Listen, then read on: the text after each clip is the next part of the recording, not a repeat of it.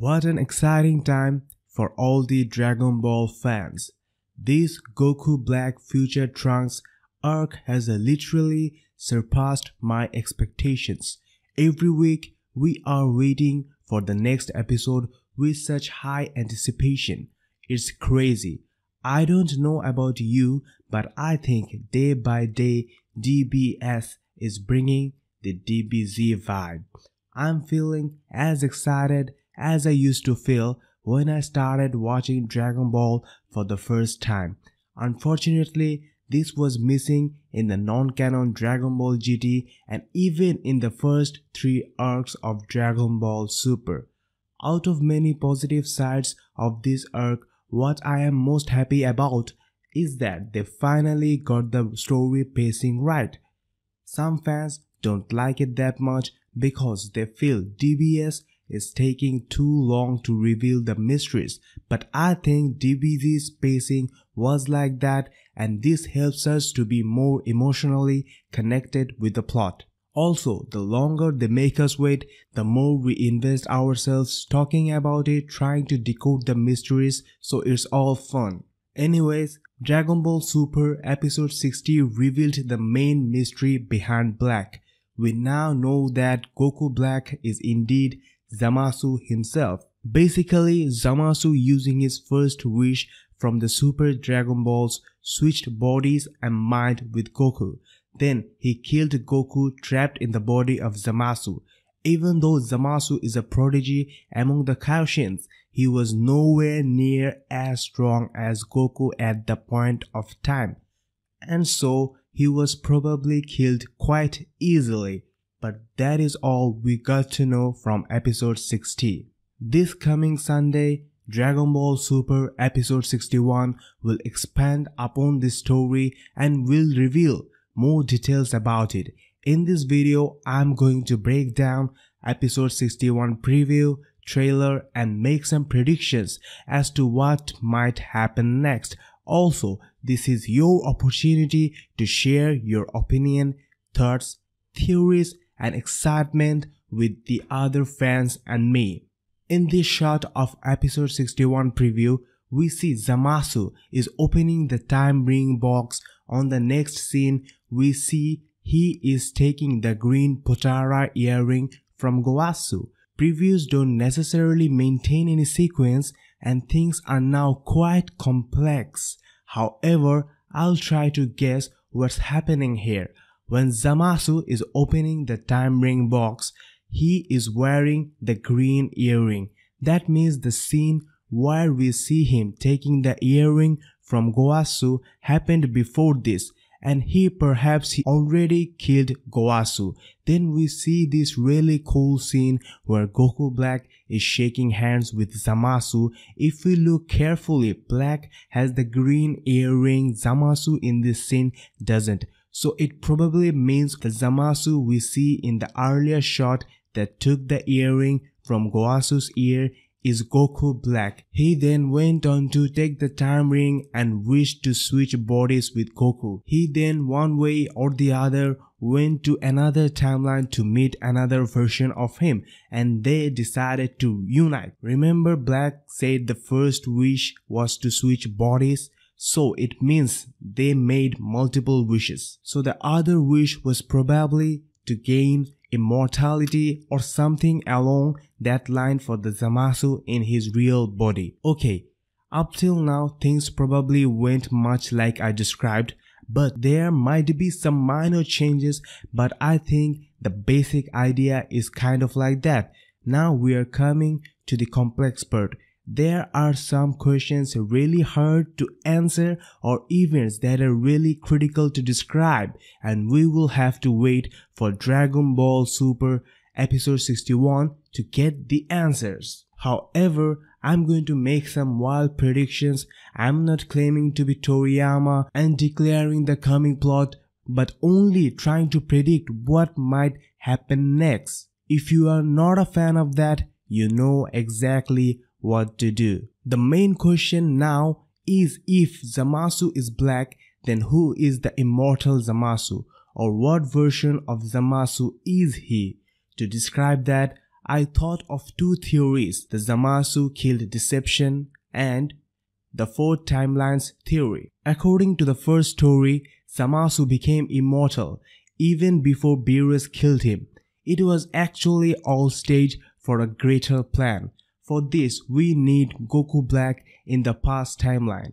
We know that generally using the silver timeline that Black is currently wearing, one can only go to the future. Gowasu worded it in a way that it's rather forbidden than impossible. In the future timeline, we saw the immortal Zamasu for the first time when Trunks returned back to fight Black with Goku and Vegeta. Before that, Trunks or anyone else didn't have any knowledge of the existence of Zamasu. Even in the DBS manga chapter 16, we see when Black was on a Kaioshin killing spree, he wasn't accompanied by the immortal Zamasu. So here's what I think. After Black went to the past due to the time distortions created by future Trunks and saw that there are so many opponents including Beerus and Whis, he thought that he should also get help from the past like Trunks is getting. Also, he might want to wipe out the mortals from all forms of existence.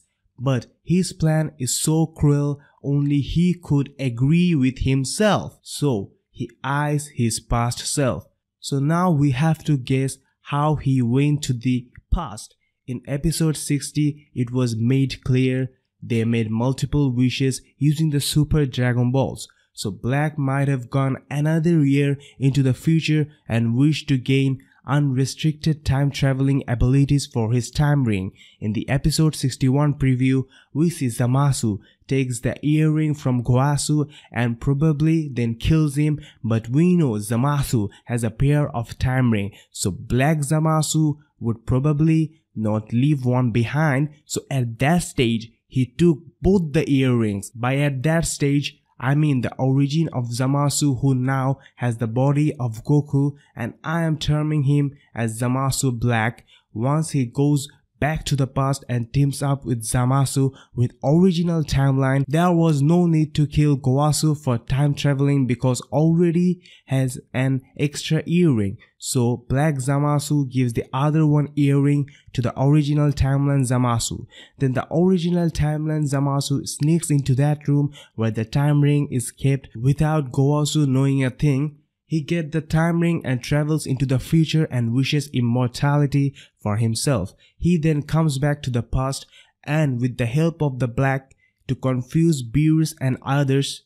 In this timeline, they can't go on to kill Kaioshins to kill gods of destruction because due to Trunks, Beerus, Whis and the others are already aware and is searching them. So what Zamasu does is he takes off the green earring and wears his regular ones, then attracts the attention of Beerus and gets killed, or maybe not, because now since he is immortal, he can reappear once Beerus leaves. So now Beerus is confused and thinks all version of Zamasu is destroyed. Thus when Trunks and company want to visit future, he doesn't care that much. On the other hand, Zamasu and Black need to fight Goku and Vegeta as much as possible to get stronger. Zamasu even mentions in the episode 59, so their plan is successful. They confused the gods to believe that they have been destroyed. They now have Goku, Vegeta and Trunks alone to have some fun with and can even get stronger in the process. In this theory I mentioned, Black reached the past with the help of Dragon Balls. However, green time rings that we see could also have some abilities like allowing traveling to the past. Now, in the four timelines theory, the original would be considered dead. That is, Beerus indeed destroyed timeline 1's Zamasu, but then we will still have 3 other timelines to play with. In the Cell Saga, we come to know that there are actually 4 timelines which were probably hinted in Super by showing 4 green time rings. For those of you who don't know, timeline 1 is where the entire series takes place. Timeline 2 is simply the timeline of future Trunks that we know of and where our heroes are currently fighting Black Zamasu duo. Timeline 3 is Cell's timeline In this timeline, Cell killed future Trunks and then, using the time ring, appeared on timeline 1. Timeline 4, in this timeline, androids was defeated by the Z fighters using the remote to deactivate them. So there was no Cell in this timeline. According to this theory, Zamasu Black travels to timelines 3 and 4, gets Goku's body and meets the immortal Zamasu. But then there should be 3 versions of himself. There's still a possibility and might be shown sometime soon.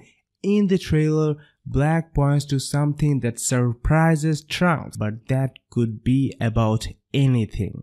However, this alternate timelines theory can be used without breaking the law of time rings.